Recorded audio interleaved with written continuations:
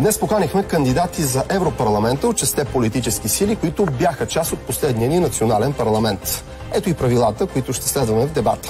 3 кръга, в които обсъждаме големите проблеми пред Европа. В тях въпросите задаваме ние. В трети кръг участниците в дебата задават въпроси един на друг по реда, който определи жребият преди малко. Петър Волгин завършва българска филология в Софийския университет Свети Климент Охридски. Доскоро работи като журналист, сега е втори в листата на партия Възраждане за евроизборите.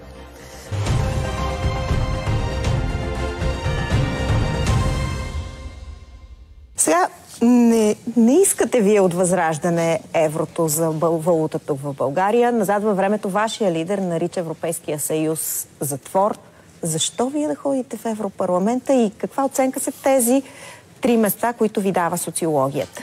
Първо искам да кажа, радвам се, че се е повишил, поне според данните на социологическото проучване, броя на желаящите да гласуват на тези избори. Това е заявката. Колко ще гласуват, зависи от всички вас. Да видим, разбира се, но ако това стане, ще бъде много добре. Даже ако е по-висока избирателната активност, ще бъде още по-добре. Защото всъщност нещата, които стават в България, са до голяма степен резултат от нещата, които стават в Европа. И в Европейския парламент, и във всички останали европейски институции. А на вашия въпрос конкретно, това е все едно да не харесваш мнозинството в българския парламент и да кажеш, аз понеже не харесвам мнозинството, няма да се явявам на избори. Това, че на мен не ми харесва начина, по който действат европейските институции, не значи, че ние трябва да абдикираме от тях. Тъкмо обратното. Когато нещо не ти харесва, ти не се свираш в кухнята, а правиш всичко възможно, за да го промениш.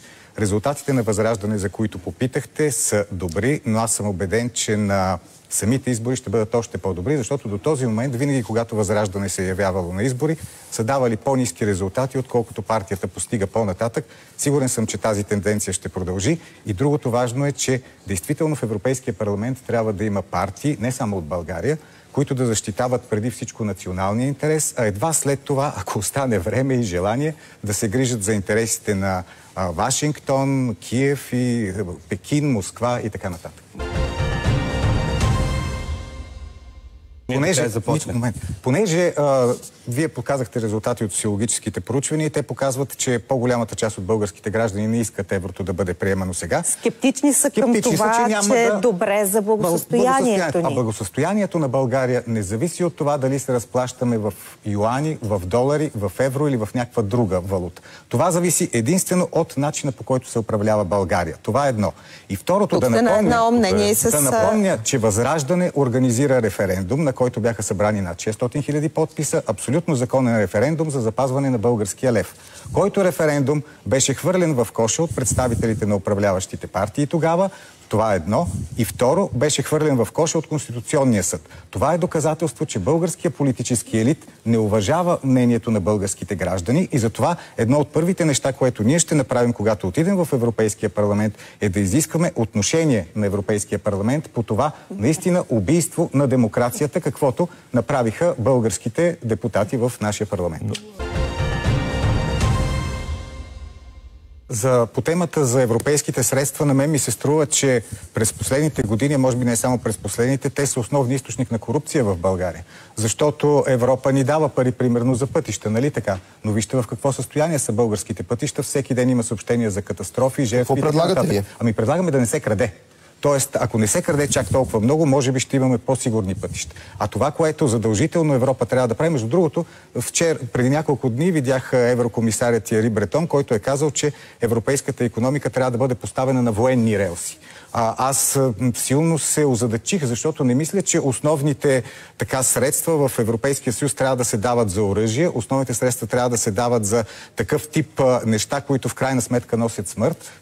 Според разпределението на бюджета не се дават за оръжие. Това казвам какво може да се направи. Защото ето сега, когато може би ще направят и еврокомисар по отбраната, нищо чудно, страшно много пари да бъдат изсипвани в този сектор, което е много грешно. Вместо да се дават за това, което каза и господин Гечев, да се дават за откриване на нови работни места, за производство, което да прави така, да се откриват работни места. Но не в отбранителната индустрия. Говорейки за общите средства в Европа. Но освен отбранителната индустрия има и много други производства, които биха могли да бъдат финансирани. Надявам се, че с този патос също ще призовете и Русия да намали своята отбранителна индустрия. Всички призовавам. Абсолютно всички. Целият свят призовавам да намали отбранителната индустрия. Вълват оръжия и нападнаха съседната държава, няма как Европейския съюз да не консолидира своята отбранителна Но видяхме, индустрия. че до този момент абсолютно нищо не води вкарването на още и още оръжие в този конфликт. Това е другата голяма тема, която мисля.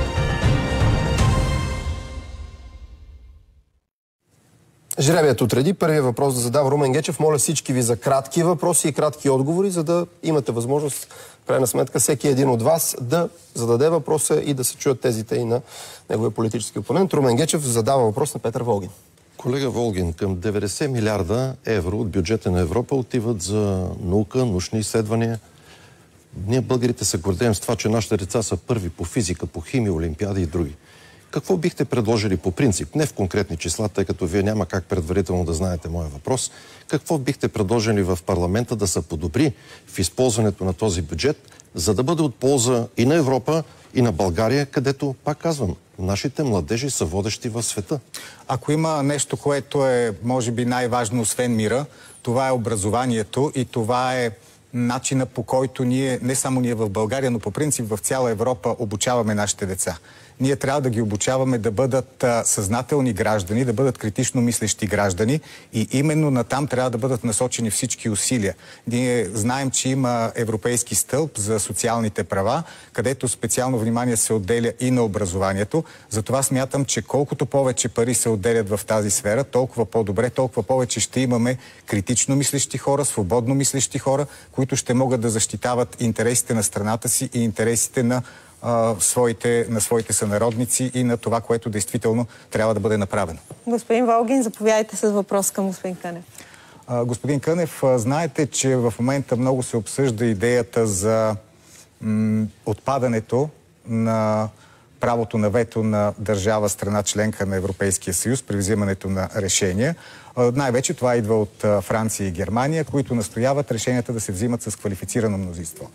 Вие каква позиция имате по този въпрос и конкретен пример ще дам. Ако това се приеме и Европейския съюз вземе решение за изпращане на войски в Украйна, как вие бихте реагирали? Бихте ли подкрепили такава позиция или не? На първо място, надявам се, знаете, че огромна част от решенията в Европейския съюз се взимат с квалифицирано мнозинство, а не с единодушие. Но единствено много ограничен кръг въпроси, които са свързани външна политика, сигурност, данъчна политика, разширяване, се взимат с единодушие, т.е. право на вето. Според мен, нашия подход, нашия национален интерес изисква ние да не говорим ангро, както вашия лидер Костадинов говори, а ще отнемат правото на вето, ще въведат 2/3. Никой няма въвежда 2/3, няма такова мнозинство в Европа, но това е друга тема. Квалифицирано мнозинство. Да, то е доста по-сложно се изчислява. Но тук да погледнем какъв е нашия интерес. Данъчна политика, аз съм твърдо за запазване на принципа на единодушие. Ако ще има общо европейски данъчни решения, те трябва да бъдат със съгласието на всички, иначе ще разцепим съюза. Разширяване категорично трябва да се запази единодушието. Отново, ако държави почват да влизат в Европейския съюз при несъгласие на други държави, това е края на Европейския съюз. Външна и отбранителна политика, категорично съм за това да преминем към квалифицирано мнозинство или може би така наречените супер мнозинства, защото в противен случай ние на практика не можем да вземем решение. Но защото имаше много конкретен въпрос, ако Европейския съюз реши да праща войски в Украйна. А това е толкова фантастична пропагандна хипотеза, господин Волгин, че не си струва да бъде... Господин Макрон непрекъснато говори за това, той говори за френски войски. Говори и за войски на НАТО също така. Но войски на Европейския съюз, поради липсата, господин Волгин, на войски на Европейския съюз... Но войски на държави членки на Европейския съюз могат да бъдат пратени, нали така? Само, че това не е въпрос, който ще се решава от европейските институции с вето или без вето. За вашето мнение, за вашето лично мнение. Това би бил изцяло държавен въпрос на Франция, на Швеция, на Полша. Ако някой от тези държави реши да подкрепи друга държава военно, тя има това право и Франция го прави. Като реплика, това е абсолютно неприемливо, колега. Вие казвате, че ако Франция реши да прати войски в Бангладеш или в Украйна, това си е тяхна работа. А ние ще плащаме цената българите, както поемаме сега мигрантите от Северна Африка и от Близкия изток, защото пак такива страни са взимали еднолични решения. Благодарим ви, господин Волгин, вие сте. Няколко неща трябва да бъдат свършени през следващите няколко години и те са: Първо, категорично да се съпротивляваме на идеята за премахване на принципа на единодушието при вземането на важните решения, защото това е един от много малкото инструменти, които държави като България има да се чува нейния глас. Второ, категорично предоговаряне на зелената сделка, която това, което прави, е да отнема работни места, не само в България, но и много други места. Трето, предоговарянето на мигрантският пакт, който в този си вид отново ощетява държави като България, защото или ще ни наводнят с мигранти, или ще ни карат заплащане, ако не искаме. И последно, това е важно и за нас, да бъде премахнат така наречения Европейски законодателен акт за свободата на медиите, защото в този акт няма никаква свобода. В този акт има налагане на цензура, евроатлантическа цензура, която иска да засили абсолютното единодушие, което цари в Европейския съюз и което в никакъв случай не е признак на свобода и демокрация.